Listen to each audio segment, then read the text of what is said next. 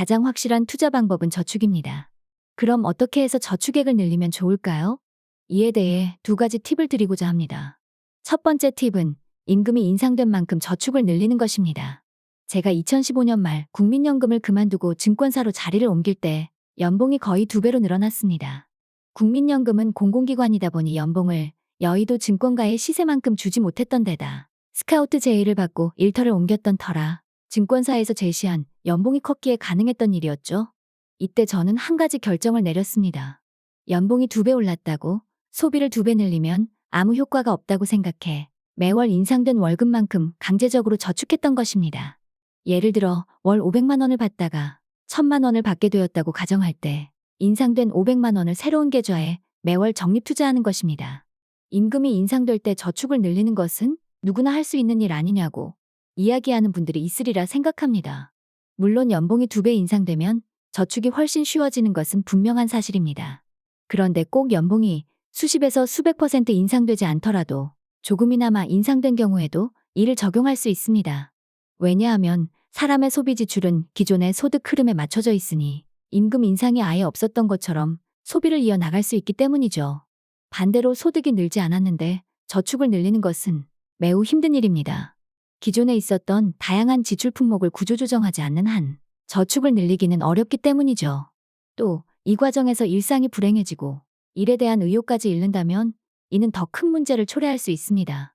따라서 호봉승급, 직급승진, 그리고 기업의 전체적인 임금 인상이 나타나는 시기를 여러분이 놓치지 않았으면 하는 마음입니다.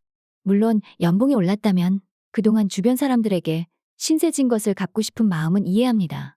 다만 주변에 감사의 마음을 표현하는 방식을 꼭 돈으로 해야 하는지는 의문입니다.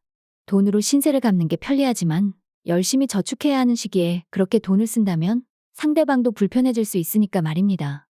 따라서 지인의 경조사에 더 신경을 쓰거나 특히 부모님의 경우에는 함께 보내는 시간을 늘리는 대안이 있지 않을까 합니다. 소득 증가분을 저축으로 돌리는 것 이외에 자신의 준거 집단을 바꾸는 것도 저축에 도움이 됩니다. 여기서 준거 집단이란 어떤 이가 행동하고 판단할 때 기준을 제공해주는 사람들을 의미합니다.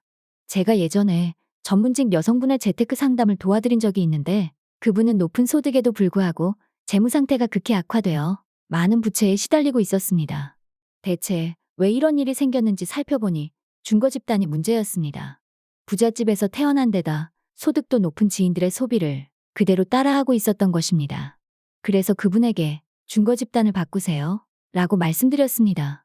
전문직에 종사하니 다른 이들보다 소득이 높고 또 앞으로도 상당 기간 전망이 밝을 입장이니 소비와 투자의 기조만 바꾸면 금방 문제가 해결될 수 있다는 이야기였습니다. 대신 부자들의 소비 패턴에 자주 노출될수록 스트레스를 받을 수밖에 없으니 되도록 주변 환경을 바꾸는 것을 추천했죠.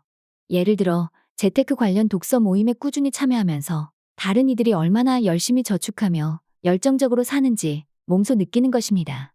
물론 소비 습관의 중요성에 관해 인식할 수 있는 책, 예를 들어 사채꾼 우시지 마를 읽어보는 것도 한 방법입니다. 저는 이 만화책을 읽으면서 소비 습관과 준거 집단이 얼마나 중요한지 절절하게 느꼈거든요. 명품 가방과 귀금속 등 누구나 가지고 싶어하는 물건을 구입하다가 결국 사채에 덫에 갇혀버린 일본 여성들의 인생이 어떤 식으로 망가지는지 보노라면 그 누구도 빚을 내서 소비하지 않게 되리라 생각합니다.